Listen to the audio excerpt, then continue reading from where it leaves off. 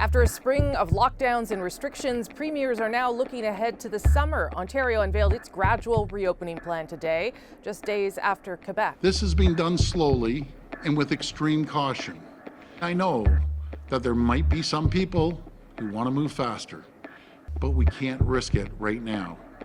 By the end of August, if we reach our goal of 75% of the population over 12 with 2 doses, masks won't be mandatory in most public places. Alberta promised a detailed plan is to come, but is already bringing back in-person schooling. And Saskatchewan released its vaccine-focused roadmap earlier this month. So in the midst of all this, how are provinces managing people's expectations? What are the political risks that come with laying out these kinds of plans? It's Thursday. I'm here with At Issue, Chantal Hébert, Andrew Coyne, and Althea Raj. Good to see everybody.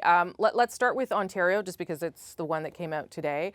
Premier Ford said he didn't want to move too quickly this time round. He seemed to lean perhaps surprisingly, very heavily on the science to make those decisions. And I say that because in the past, he has not always taken the advice of the scientists that he was being given. Chantal, how do you think he communicated the message in terms of managing people's expectations around this? You're asking me, the person who lives in Quebec, to comment on how that went. Yes. Okay. From a distance, it seems to me that Premier Ford has been badly shaken by the backlash over his handling of the pandemic and has now relinquished the leadership of the way to go to health authorities. And that would explain in part, for instance, why schools will remain closed in Ontario while they're operating in Quebec and will be operating in other provinces. Yeah. But that's me sitting from Montreal and comparing the two approaches. But that's what I want, everybody to compare things with where they are. So let's go to Ontario then. Andrew, what did you make of how this was communicated? And I think the other thing that I think might be challenging for governments is the fact that people are doing this on different timelines, right? And just like the restrictions, lifting the restrictions will happen differently in different places. And the outbreak is in different stages in different places. Sure. I think it's very difficult for them, and not to cut them too much slack, because it's certainly clear that Ontario erred on the side of recklessness in the past and maybe erring on the side of caution now. I think they've got a difficult public relations, it's always changing, but a difficult public communications task now, which is people are champing at the bit. For example, they're saying we're going to open up tennis courts. The tennis courts in my neighborhood have been open for some time, whether they were legally or not, as are the basketball courts. Mm-hmm. So summer is coming, the weather is warming up, and it's going to be it's a difficult thing to tell people hang on for a bit longer, particularly when people are hearing, for example, that we have now or about to have a higher proportion of our population with 1 dose of vaccine than the United States does. Right. That, I think, is not necessarily a completely comparable number, partly because we have a much lower percentage that have been given 2 doses. But perhaps more importantly, the United States has a much larger proportion of its population that's been infected. So you're adding up the infected people plus the vaccinated people, they're probably a lot closer to herd immunity than we are. Mm-hmm. So there's reason for us still to be cautious. There's reason for us to want to get our vaccination rates considerably higher than the United States, not just with 1 dose, but we hope soon with 2 doses. Yeah. And meantime, as you say, they've got differing levels of outbreak. In Manitoba right now, it has the worst outbreak in North America, so they've got to be more cautious than anybody. Yeah, and to be clear, they don't have a reopening plan. In fact, they put in further restrictions over the weekend, mm-hmm. although retail remains open in that province, which is perhaps curious for some people. Althea, how do you think provinces need to balance all of this? Well, I think the need started when Saskatchewan released its reopening plan, and then I think the people are demanding to see light at the end of the tunnel. We've heard that messaging from public health officers, from the premiers themselves. And so despite the fact there are different circumstances across the country, people are tuning to the same national news and they are seeing conflicting information in different jurisdictions, and they want to know when they are possibly going to be able to hug their family members and eat outside and go to picnics. And so I think there was a need to give people a sense that we need you to hang in there a little bit longer, and this is why. So here's the data, mm-hmm. and things will get better. And share the information. And for Premier Ford today, I think you alluded to it, and Chantal as well. It seems like he he is heeding the lessons from April when he didn't listen to the science table, and now he is basically taking literally every piece of advice they laid out for him. But he is also doing that in a way to share the blame with the science table. It was rather peculiar that he did not want to establish a date for sending kids back to school, and that we could possibly find ourselves in a situation where patios are open, but kids are still at home with their parents. Yeah. Chantal, you wanted in there, I can see. Yes, because on this, I believe that what has paid off for some premiers, including François Legault, is that you understand what their priorities are. And in this province, it's always been clear that the premier's priority was to keep schools open. Yeah. To the point where a few months ago, when it was kind of is it a good or a bad decision, he actually said, this is on me. That's my priority, and I decided to cut bait on this and keep the schools open. You don't get that sense when you listen to Premier Ford. Yeah. You get a sense of abdication. Whenever they're unanimous, well, one of the things we've learned over the past year and a half is that people who work in science are never unanimous, like columnists or politicians. So if you're going to say, let's wait till they all agree on something, it's basically, for me, an abdication of leadership. I'm glad you don't all agree. What would you all do if you all agreed? Go ahead, Andrew. Yeah. Well, we've talked about how successful Legault has been in messaging, and part of that is rationality and consistency. You know, when you look by comparison to Ford, people are prepared. There's risks associated with everything, but the risks associated with keeping the schools open compared to the benefits are so different than the risks associated with keeping, let's say, bars open. Yeah. And at one point in Ontario, we had bars open way before they should be, and it was a needless and reckless risk. On the other hand, then you get this overkill in the other direction, where they at one point shut down playgrounds or still to this day keeping outdoor activities closed when those are the least risky. So there just doesn't there hasn't seemed to have been a consistent or rational balancing of risks and rewards when it comes to Ontario's policy and its messaging. Last word to you on that, Althea.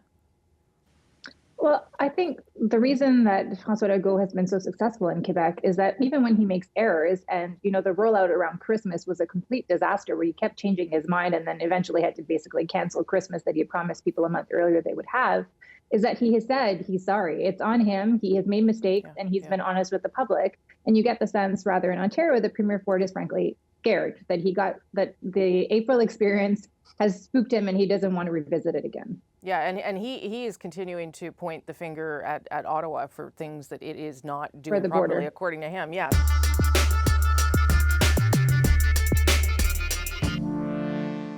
It is perfectly legitimate for a province to modify the section of the Constitution that applies specifically to them. We will continue to move forward in ways that protect the French language, both in Quebec and across the country. That's the Prime Minister reacting this week to Quebec's Bill 96. That's legislation that would tighten the province's language laws, and the claim that Quebec can unilaterally amend the Constitution pertaining to itself. So what does this mean, if anything? What kind of political risks are here for the Prime Minister, if any? Chantal, Andrew, and Althea are back. Chantal, I'm going to start with you on this one, and that makes lots of sense because you're there. What did you make of the Prime Minister's response to Bill 96? In particular, I think the constitutional amendment that Quebec wants to put forward. I think we should be careful to note that the Prime Minister argued that was the legal advice that he had received. So that was his cover for saying that his own Justice Department lawyers had said Quebec's route, unilateral route, is actually a doable route. I think that's debatable. It may be the advice of Justice Department lawyers, but others have other views on that. Mm-hmm. What surprised me most, or what I found the most unexpected on the part of Justin Trudeau, was in the French answer, where he said that Quebec wanted to write in its section of the Constitution generally agreed concepts, and it is true that Parliament agreed, and he said that Quebec is a nation and that its official language is French. But it was, in my memory, the first time that I heard Justin Trudeau say that he actually agreed with that. He was not an MP when that motion was voted in the House of Commons. And in the Liberal leadership campaign that took place at the same time, he backed a candidate, Gerald Kennedy, who actually was opposed to it. So I think that took people by surprise. Bottom line, the only thing I got from it is that if there's going to be a legal fight over this, and I believe there will be, and the Supreme Court at the end will have the final say, Justin Trudeau or Erin O'Toole or Jagmeet Singh are not about to lead it. I took the Harper motion that I agree with you. Obviously we haven't heard Trudeau talk about it before, though. Mr. Harper was always very careful with his language around that motion to talk about the Quebecois being a nation, right? Even in English, that's how he referred to it. Never about Quebec specifically. So I actually wonder whether what Quebec wants to do does reflect exactly what that motion was intended to do in the House. Just one word. We don't know what Quebec really wants to do, because this is the beginning of a debate about a bill that the National Assembly has never debated, and that will be debated throughout the fall. So, Okay, Andrew, you've written on this and have many things to say too. Well, it's premature, to say the least, for the Prime Minister to be weighing in, even on behalf of unnamed advisors. When he opens his mouth like that, it has import. It's not just a random statement. And I think there would certainly be a growing number of constitutional scholars who would disagree with him. But obviously, a lot of this is not going to be known for sure until it is tested in the courts. But it's certainly worrisome. And it's worrisome, I think, from a couple of perspectives. One is that it affects the political landscape and what is possible and what he can push back on. But secondly, the courts take some of their signals from the political players, and particularly on federal provincial matters. They, in my observation, tend to favor the provincial side when there's a fight between the provinces and the feds. But what they particularly like, though, is if the feds and the provinces agree on something, because that gives them cover. So if you do get into a debate about the meaning of the Quebec as a nation, Quebecers are a nation clause, for example, and the Supreme Court looks and says, aha, Quebec said, we want to do this, and we were hoping that it would have this, and this implication, and the federal government and all the federal leaders kind of were okay with that. Who are we to get in the middle of that? Right. So I think it is. I think it was an unfortunate misstep on his part. I think there is a lot that needs to be examined in this bill, not only in terms of federal-provincial relations, but in terms of its implications for minority language rights in the province, et cetera, et cetera. And I don't think the Prime Minister needed to get out ahead of it quite that way. Although politically, we can understand why he maybe did, Althea. I mean, there's a lot riding on Quebec for him and his government. I think when you look at the Constitution, it's pretty clear that Quebec can do this if the House of Commons and the Senate agrees. And that question will be settled in the courts, as Chantal and Andrew has argued in print.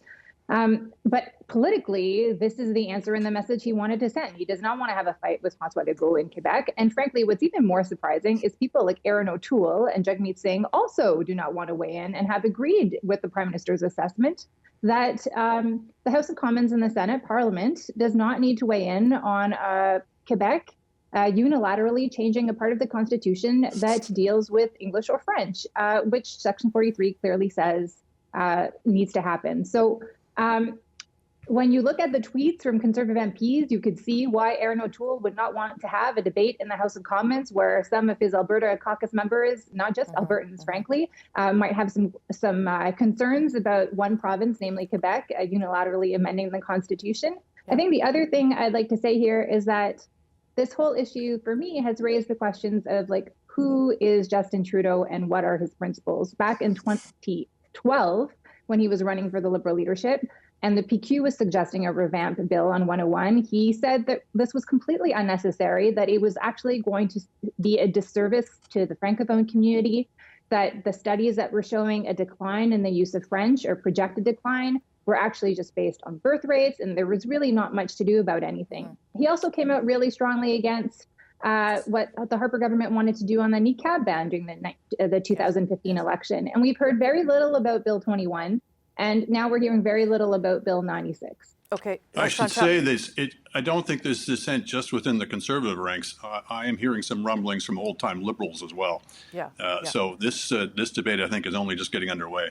Okay, last word to Chantal. Including Marlene Jennings, who speaks with for the English language rights. Yes, well, last word to Chantal. Yep. two things. The English language rights community is diverse in Quebec. The other thing is they are trying not to take on François Legault. They are trying not to take on a majority of Francophone Quebecers on this. So it's a more touchy issue than having a fight with the popular premier.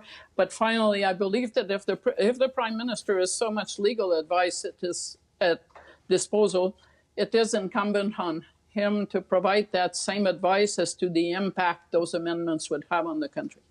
Okay, got to leave it there. And I know we could have talked a lot longer on that. It will come back, I'm sure. Thanks, everybody.